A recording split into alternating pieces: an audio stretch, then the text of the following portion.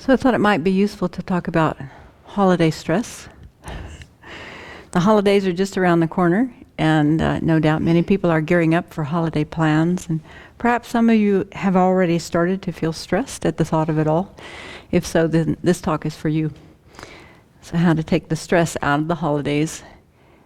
Part of the challenge, I think, about the holidays is that the media offers us pictures of multi-generational, well-fed, well-dressed families sitting around tables bursting with holiday abundance and joy, and under the trees are neatly wrapped gifts that are already paid for, and the people who receive them will love them. Right? Is that your experience in past times? The reality is somewhat different for most of us, because many families, many individuals and many families struggle at this time of year for different reasons, trying to live up to the ideal holiday season. So some good lines of defense against holiday stress is to think about what it is that actually makes the holidays stressful for us, at least what's happened in the past. Perhaps you always have a conflict with your spouse or family members about whose family to visit, or maybe there's conflict with the family once you all get together.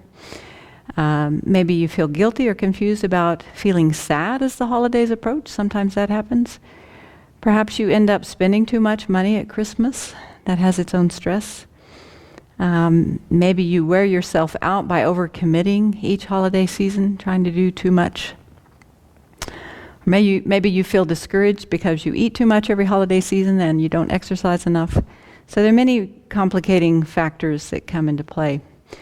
And it seems that if we can learn to recognize some of these common holiday triggers, then we can disarm them before they lead to a meltdown. So one thing is that we need to be realistic about expectations. The holidays don't have to be perfect or just like last year or at some previous time when it was really good in your mind. As families change and grow, traditions and rituals often change as well. We need to choose a few to hold on to and to be open to creating new ones as the situation changes. Finding new ways to celebrate together, such as sharing time over Skype or phone calls or sharing photos with each other. Relationships can probably be a big trigger for many of us, causing turmoil at times. Conflict or stress comes up with different family dynamics or different dynamics with friends. And these tensions are often heightened around the holidays. Family misunderstandings and conflicts can easily intensify, especially if you're thrust together for several days, especially due to bad weather. You're stuck together. One good strategy is to set aside differences and grievances during the holidays. Try to accept family members and friends as they are, even if they don't live up to all your expectations. And to try to be understanding if others get upset or distressed when something doesn't go according to plan. Chances are they're feeling the effects of holiday stress too.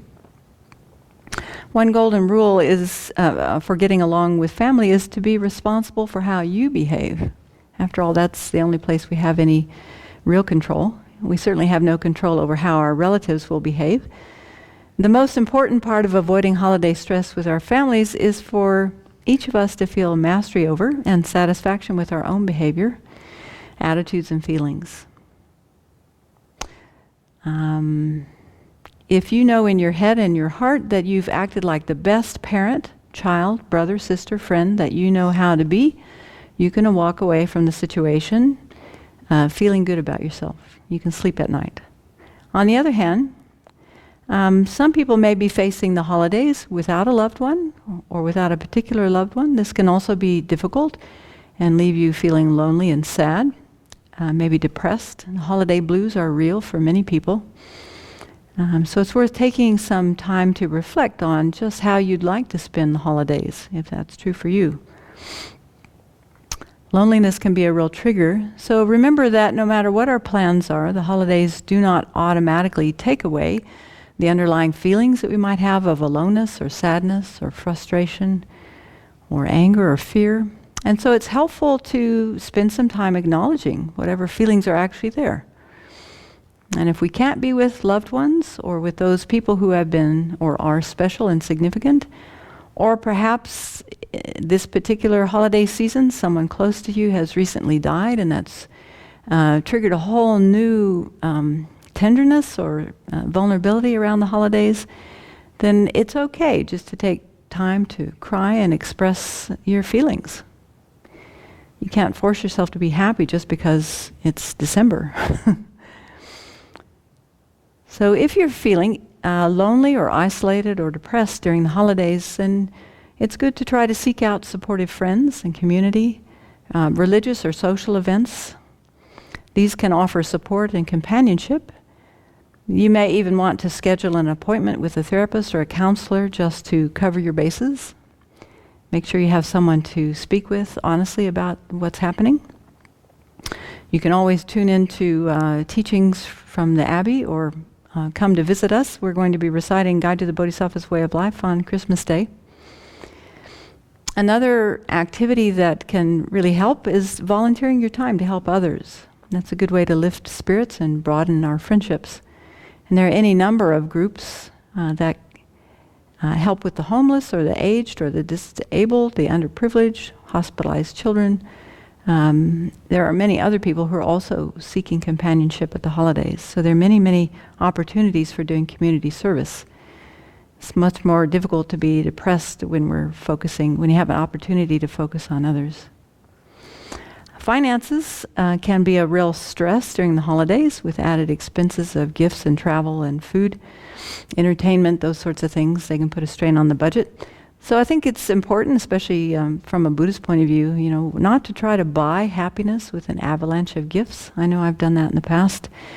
So it's good, maybe it's a little too late. Today's the, 20th? But before you go gift shopping, decide how much money you can reasonably spend. And then really try to stick to your budget. And again, really watching to see whether we're trying to buy happiness. And there are many alternatives to buying expensive presents, like making homemade gifts or starting a family gift exchange. I know a number of families have done that, where they reduce the amount that they spend on each other's gifts. Or we can even donate to a charity in someone's name. That can also be another way to work around spending too much at Christmas. Also physical demands. Even die-hard holiday enthusiasts may find that extra shopping and socializing can leave them feeling wiped out. And that can increase our feelings of stress during the holidays. Exercise and sleep, which are actually good antidotes for stress and fatigue, may take a back seat to all the different errands and holiday get-togethers.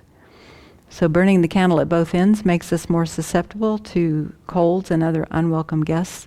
So it's important that we take time to make sure we get enough rest and sleep.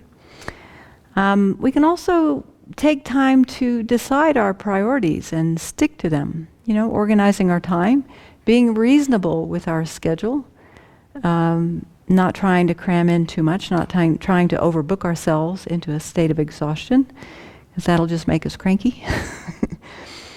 So we have to know our limits. Saying yes when we should say no can leave us feeling resentful and overwhelmed.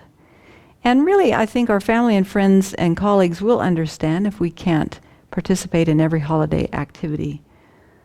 So, another area that sometimes can be stressful for people at the holidays is food and drink. So again, we can try to avoid eating ourselves into happiness. Isn't that what we're trying to do when we're at a holiday party and we're stuffing our face? We're just sure there's happiness in those little cookies or puff pastries or another bite of cheese. Overindulgence only adds to our stress and feelings of guilt. So one idea is, if you're going to a lot of parties or a big family gathering and you have a temptation to eat too much, then maybe have a little snack before you go so that you don't go overboard when you get there.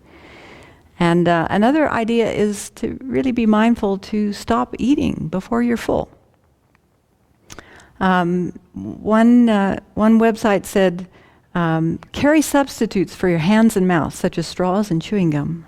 That can slow us down a little bit. And also, it's important to be very mindful about the amount of caffeine and alcohol that we're digesting during the holidays. So really, a lot of these suggestions are helping us to clarify what's important to us, but also reminding us to simplify. And the more we can clarify our spiritual goals, this will help us to focus on what's most meaningful at this time, even though there may be this external pressure coming from society, coming from families. Really focusing on what's most important to us, and letting go of those things that can leave us feeling hassled. So trying to cut out unnecessary activities. Anything that doesn't provide an emotional payoff that far outweighs its hassle should be crossed off the list. Do we really need to attend every activity, go to every party, and do everything like Martha Stewart? Probably not. Okay. Another good idea during the holidays is to make sure that you take a breather. So each day making some time for yourself, spending just 5, 10, 15, 20 minutes alone each day without distraction can refresh our bodies and minds enough to handle everything that we need to do. Taking a walk at night to stargaze or listen to soothing music or whatever it is you do, meditate. Find something that reduces stress by clearing your mind. And another thing we can keep in mind is to have an attitude of gratitude. Misery and gratitude can't occupy the same space in our psychological house. And we have the power to choose between those two emotional states. So the more we're focusing on gratitude for all the things that we do have at this time or other times of the year, the less room there is for grumpiness.